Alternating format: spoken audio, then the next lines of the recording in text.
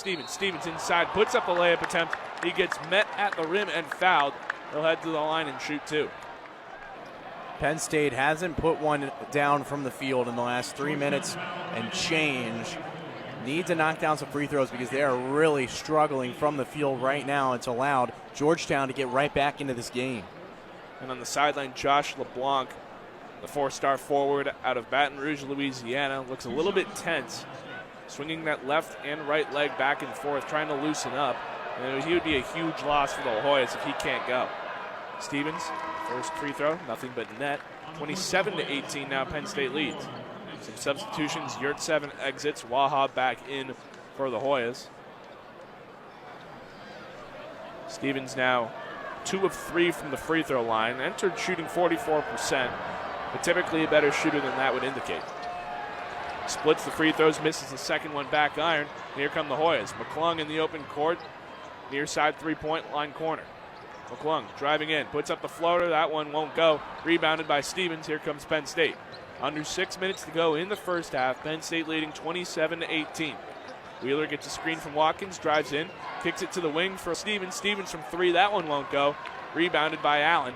Here come the Hoyas. Allen with Brockington on him. 5:40 remaining. Allen out to Pickett. Pickett inside to Wahab. Wahab puts up the layup attempt, and that one's good.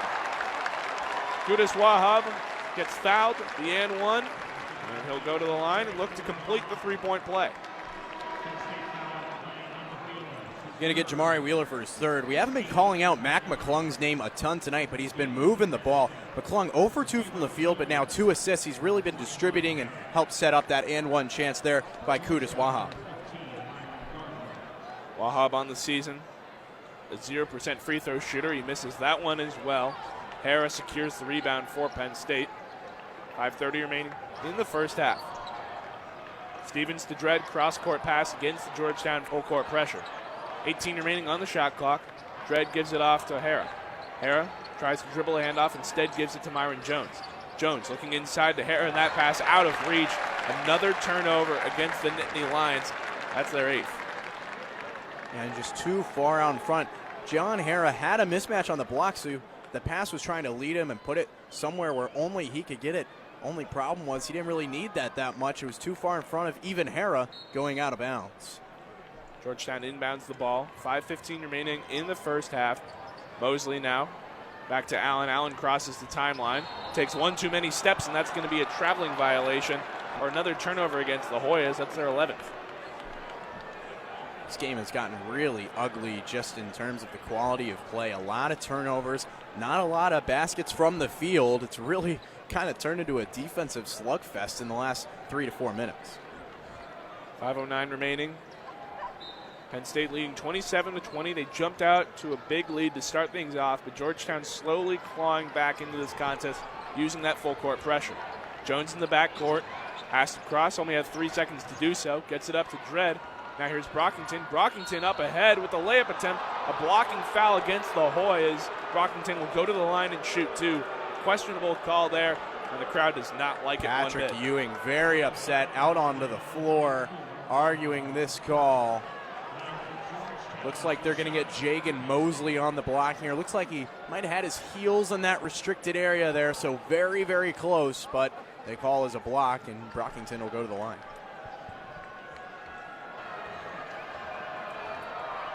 So Brockington on the day has 6 points already, 3 of 4 from the floor. Foul. He misses the first free throw. Foul, is on Qudus Wahab. That's 34, not 4. Either way, those big feet from Qudus Wahab, 6'11", just too much of the heel on the restricted area. So Brockington 0 for 1 at the free throw line. Second attempt coming up. That one nothing but net, so he is 1 for 2 now from the line. 28-20, Penn State leads, under 5 minutes to go in the first half. Alexander inbounds to Akinjo. Akinjo facing a 1-2-2 full court press from Penn State. Alexander now in the backcourt, picks up his dribble, has to get it across, and does so. Gets it up ahead to Gardner. Gardner, far side corner. Gardner, 15 remaining on the shot clock. Up to the point to Alexander. Akinjo now. Akinjo from the far side wing. Driving in, has Hara and Brockington on him. Under 10 to go on the shot clock. Here's Gardner. Gardner. It's fouled by Brockington. Gets bailed out there. Georgetown was going to struggle to get a shot off in time. They'll have a fresh 30 with 4:32 to go in the first half. It was Myron Gardner putting on the dribble moves. He was guarded by Isaiah Brockington, just trying to reach in and swipe that ball. Caught a little bit of jersey. Easy call for the referee there. So heading to the line to shoot a 1-and-1 will be Myron Gardner.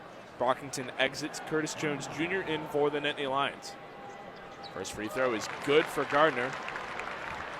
And the freshman out of Detroit, Michigan, remains a perfect 100% at the free throw line early in the season. He attended Spire Academy in Ohio, was teammates with LaMelo Ball in high school, of course, a member of the Ball family, headed by Lonzo Ball. And he makes the second free throw to cut the deficit down to 6. Penn State leading 28-22, 4:30 remaining in the first half. Dredd up ahead to Stevens. Stevens to Jones. Jones with the layup attempt. That one won't go, but the follow by John Hara. And Penn State now back up 30-22. Taiwo for 3. Rattles in and out. And Ebo up ahead to Marisa. Marisa tries to dribble through traffic. Fortunate to draw the foul call there. That easily could have been a turnover. But the Lady Lions will hold possession. And just seeing some sloppy play for Penn State throughout. We'll take a look at this foul right here. Just a little tight foul right there. You see Ellinger gets the call on her as Marisa was trying to dribble by her. Might have just caught her with the hip, the foot.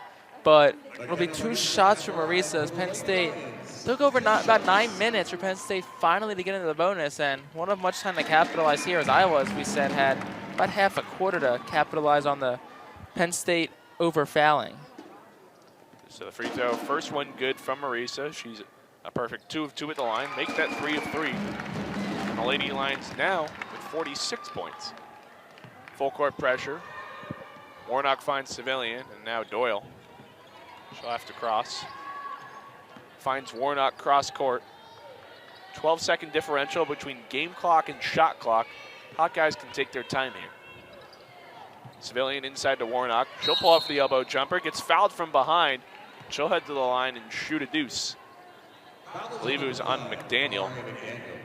That's one of the more clear fouls I think you'll ever see on McDaniel. I think just pretty much came down right on that right bicep, and I think that's an easy call if you're a ref. I'm pretty sure anyone who doesn't watch too much basketball could have made that foul. That's a frustration foul on McDaniel. Penn State's down to 18, sends Warnock back to the line. Iowa spent what feels like the whole quarter at this line, and they'll look to add to their lead.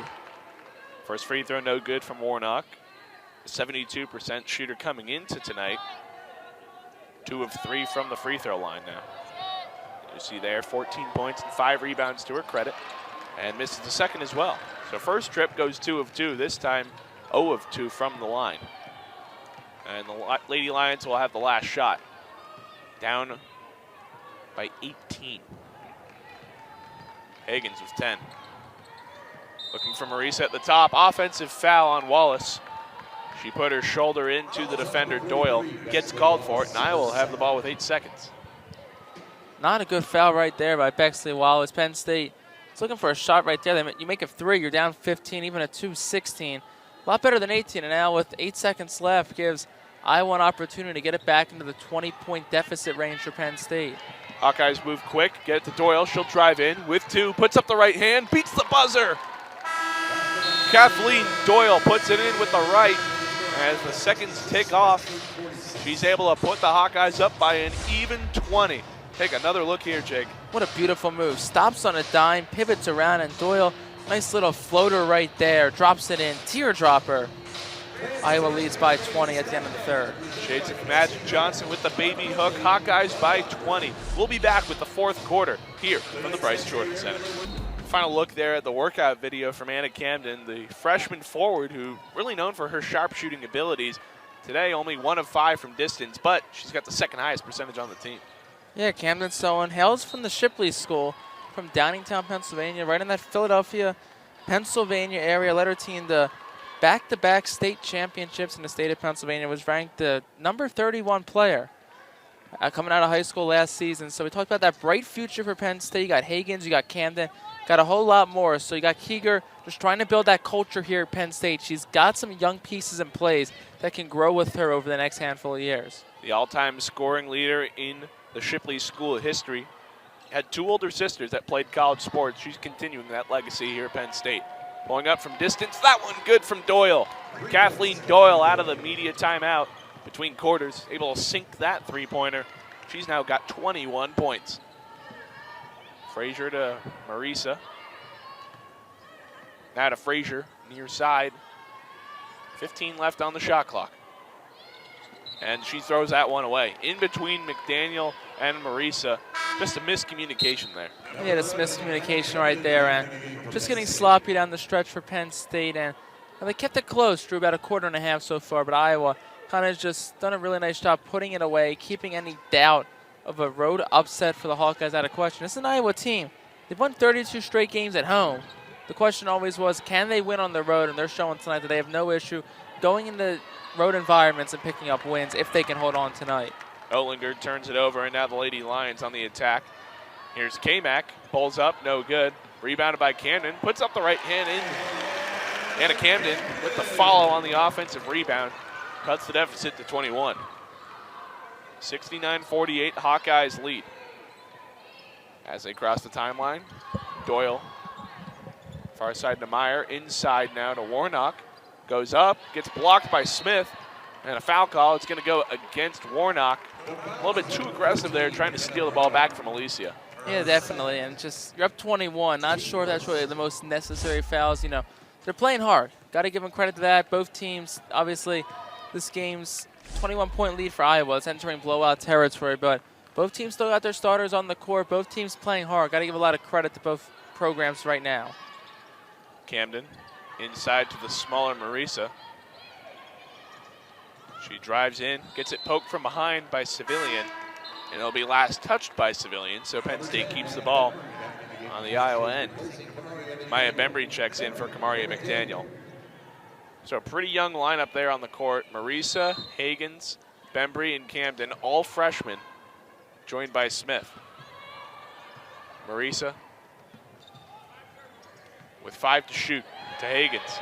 She'll have to put it up quickly against Doyle, and they'll call her for traveling. Picked up her dribble around the elbow, and as she spun out of control, dragged that pivot foot. Talk about 4 freshmen on the court for Penn State as Keeger takes the timeout right now. But talk about just the future of this Penn State program. They're such an inexperienced team. If you're Carolyn Keeger, you only got about 10, 11 games left this season before you head to the Big Ten tournament for Penn State. I think the goal for Penn State at this point of this season, obviously, look, it's going to be another season in the NCAA tournament, but just get those younger players some experience as the season continues. Coach Keeger not pleased with her team's performance. We'll see if they are able to turn things around after this quick timeout. Welcome back to Penn State Sports Night. I'm Andrew Destin alongside Logan Brandis, and we're here to bring you this week's sports update. This past week was hardly a kind one to the formerly red-hot Penn State men's basketball team. After winning 8 straight conference games, the Nittany Lions have fallen in 2 straight after a home defeat Tuesday to Illinois 62-56 and a Sunday's road loss to Indiana 68-60. Despite stellar defense holding both opponents below 70 points, Penn State struggled mightily to reach the 60-point mark. The Nittany Lions have shot a combined 6 of 33 from beyond the 3-point arc in this 2-game skid. As Myron Jones continues to sit with illness, sophomore Miles Dredd has failed to pick up the slack, converting only 3 of 16 threes.